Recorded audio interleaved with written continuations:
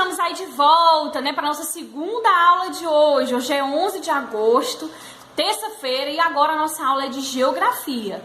Então você tá aí pronto, preparado, já tá com o seu livro, né? Provavelmente você vai estar assistindo aí logo depois da aula de português, então você já tá com o seu livro. Agora, nós vamos aí para a unidade 3 de geografia. E nessa unidade 3, nós vamos ver a relação aí entre o campo e a cidade, né? A gente vai ver como é a estrutura do campo, como são as atividades econômicas realizadas aí no campo e também vamos ver aí a cidade, como ela é organizada, quais são as atividades exercidas aí, as profissões, né? Na cidade, a economia. Então, nós vamos ver na unidade 3 a interdependência entre o campo e a cidade. No capítulo 1, que nós vamos começar a estudar hoje nessa aula, nós vamos ver um pouco sobre o campo. Então, você já pega o seu livro integrado, abre aí na página 174 para a gente começar os nossos estudos aí sobre a vida no campo, né? Como é a estrutura, as organizações, né? Como é a vida econômica, como é que funciona a vida no campo. Então, pega o seu livro, preste atenção na explicação, vai acompanhando aí de casa, tá certo? Para a gente aprender um pouco mais. Vamos lá? Neste capítulo, nós vamos conhecer as características do campo. Ele é muito importante para nossas vidas, uma vez que a maioria dos produtos que temos em nossas casas vem desse lugar. E assim iremos fazer a interdependência entre esses dois espaços, o campo e a cidade. Aí na página 174, na abertura do nosso capítulo, a gente pode observar uma imagem do campo e alguns maquinários típicos desse lugar, né? Típico do campo, maquinários usados aí para as atividades realizadas no campo. Na seção Conversa Vai, o que você está vendo na imagem? Você sabe o nome da atividade que está sendo realizada nesse local? E aí, vocês sabem que atividade é que está sendo realizada aí nessa imagem apresentada na abertura do nosso capítulo? Na página 175, na seção Conversa Vem, que relação há entre o campo e a nossa alimentação? Vocês já pararam para pensar de onde vêm os alimentos que chegam aí nas nossas casas, né? A gente muitas vezes vai no supermercado, vai no mercado mesmo, na feira, e compra alguns alimentos. Mas você já parou para pensar de onde vêm esses alimentos? Os legumes, as frutas, as carnes, até mesmo os alimentos que são industrializados, de onde será que eles vêm antes de chegar à indústria? Então, nesse capítulo, nós vamos ver que é exatamente do campo que vêm todos esses produtos que nós consumimos aí no nosso dia a dia. Na página 175, nós vamos ver um pouco sobre a vida no campo. Então, acompanhem aí o texto de casa, né? Vão observando as características de como é a vida no campo. Então, a vida no campo apresenta características bastante particulares, principalmente por conta das atividades produtivas realizadas nesse local, em especial o cultivo de alimentos, a criação de animais e a produção de matérias-primas.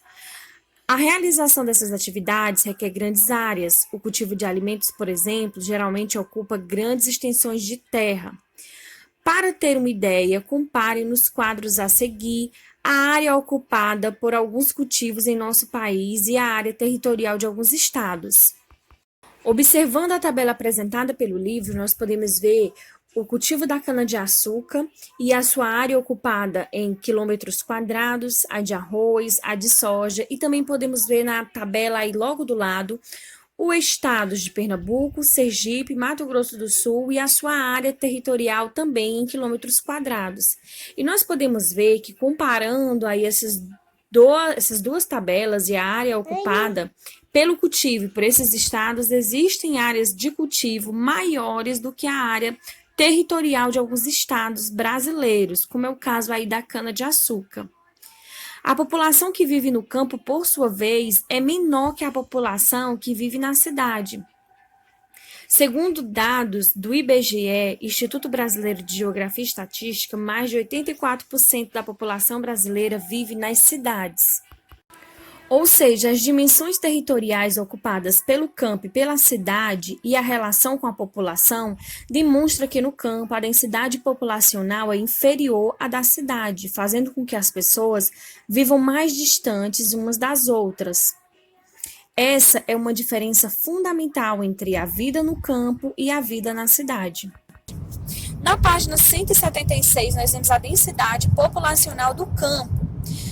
A combinação de grandes extensões territoriais e poucos habitantes faz com que o campo apresente baixa densidade populacional, ou seja, há poucas pessoas vivendo em grandes espaços. Por isso, as residências no campo geralmente são afastadas umas das outras, ao contrário do que ocorre nas cidades, onde as pessoas vivem bastante próximas umas das outras. Observe as duas imagens a seguir. Aí nós podemos ver duas imagens de paisagens brasileiras. Na atividade com a lupa na mão, de acordo com as características do campo, podemos afirmar que a imagem que mostra esse local é a imagem da esquerda ou a imagem da direita. Por quê? Nessa atividade você vai observar as duas imagens, vai identificar qual delas é o campo e vai colocar aí as características que fez com que você conseguisse aí deduzir e identificar qual das imagens é a do campo, qual é a da cidade.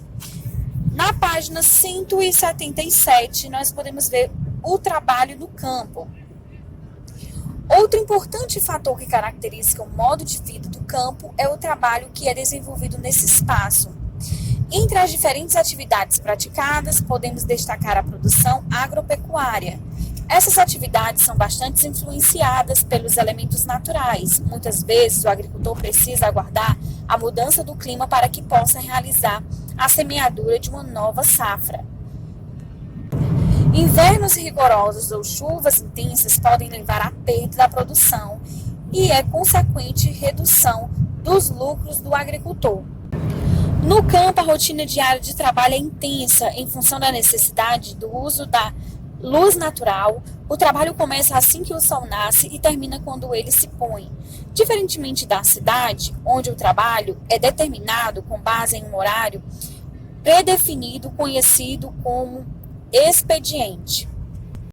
Então, gente, é muito importante a gente observar algumas características do trabalho no campo. Então, primeiramente, as de ordem natural, que influenciam diretamente na rotina de trabalho. E também nós podemos ver a base aí no tipo de propriedade rural, que nós podemos dividir em dois tipos, as de subsistência e as comerciais. Na página 178, vocês irão fazer a leitura aí desse texto, né? Características do trabalho no campo. É importante que vocês comparem as duas imagens apresentadas aí que mostram o trabalho em diferentes tipos de propriedades rurais, a familiar e a comercial. Observe nas imagens que o uso de maquinários acaba por reduzir os postos de trabalho no campo, pois um trator ele pode realizar o trabalho de diversas pessoas. Isso foi um dos fatores que levou à concentração das pessoas nas cidades, uma vez que à medida que a tecnologia no campo foi ampliada, as pessoas ficaram sem alternativa de trabalho e renda e rumaram para as cidades em busca de oportunidades. Observem o texto apresentado na imagem. Nos feriados e fins de semana, não há descanso no campo como ocorre na cidade, onde geralmente as pessoas não trabalham nesses dias. Os animais precisam ser alimentados todos os dias, independente de ser feriado. Épocas como as de colheita e plantio precisam ser respeitadas, o que gera longas jornadas de trabalho. Em geral, as propriedades pequenas são administradas por famílias e a produção, em sua maior parte, é destinada a abastecer as pessoas envolvidas nesse processo. Nesse tipo de propriedade, é comum o uso de física e de ferramentas simples, como enxada e instrumentos de tração animal. Esse tipo de agricultura é chamada de agricultura de subsistência, na qual apenas uma pequena parte do que é produzido é comercializada. Nas fazendas médias e grandes que produzem para o comércio, implementos e maquinários modernos são bastante utilizados, o que reduz o esforço físico empregado na atividade.